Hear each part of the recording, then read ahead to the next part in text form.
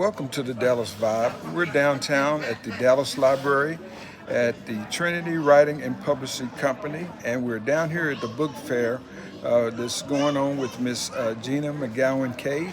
And I have one of her authors here today, and her name is Miss Jessie Faye Manuel. Thank you for joining us here today, Miss Manuel. Hi. Miss Manuel has written a book, and the name of her book is called The Gift of Time. And that's a very interesting title.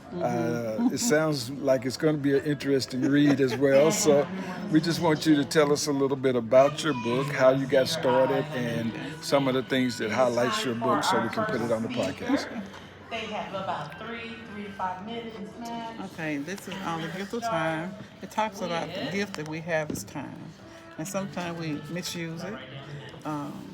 We have been in relationships for umpteen times, or we have just laid around, did things in the life that, but time is a gift that's given to each and every one of us, and we do not have that much time.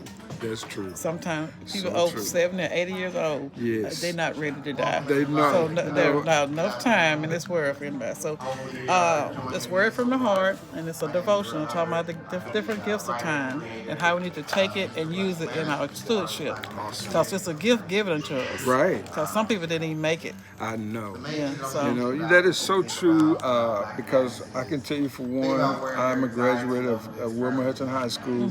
So many of my classmates have gone on to be with God.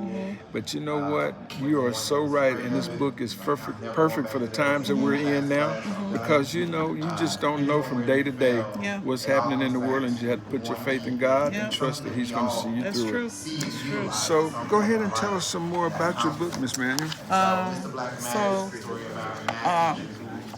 My main point is God has bigger plans. Sometimes we think we have all the plans, but God has a plan for us. Sometimes we know God called us, and we just wait until we get ready.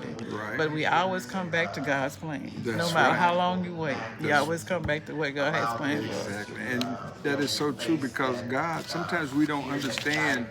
We want things to go like we want it to go. And they don't always go the way that we want them to go. But if you just continue to live, you'll find out that in the end, that's the way that God has planned it for us. And that's the way it is the best way for us. Now, I notice here that you have the rough side of the mountain. Yeah, Rough Side of the Mountain is a devotional. I was going through some things at work, the job I had, and I was wrestling with God about, is it time to move? Right. But God made it so rough that I had to give up that. Right. So once I gave up that, I found some peace. So I Yes. was on the rough side of the mountain. I didn't want him to lead me around it. I wanted to lead me over it. Exactly. But the main one that I got was trusting the journey. Trusting So the I had journey. I had to trust God. So how do you really trust me? Yes, I trust you. But I think about the money. I think about all the stuff that I needed, money or whatever. But I had to trust the process. You know, that is so amazing. And isn't it wonderful when you run across a person like you and I are here sitting here talking, and those very sentiments I have myself because, you run into sometimes you run into things that you don't plan for or whatever, and it is rough. It's the rough side. But if you just wait and let God take control of your life, you will be amazed at what will happen, and it'll bring you to that other side of the mountain, which is always a lot better. But then if you go through those rough sides of the mountain, and when they come down to this another mountain I need to climb. Lord, help me to climb it. The songwriter was right. Give me strength. Give me strength. So I had to have strength. I had to have faith. I had to have faith that God will work it out. And He has worked it out. He has worked it That's out. beautiful. Another point that you have here that I'm looking at, it says, Shattered, Then Silence. That's my first novel. When I first started out, I had a Shallow. book called Journey to Your Thoughts Then from God. Silence. Then That's Silence. the one that had raffle off and the lady had worn it. Oh, really? It's my first novel about my domestic violence. I stayed in a relationship for 18 years, and I had to walk away from that too. Oh, yeah? But it was a time when God timing was right. Exactly. And when God timing was right, I didn't have no problem. I know that's So right. it talks about the different episodes, the different mountains, on that journey.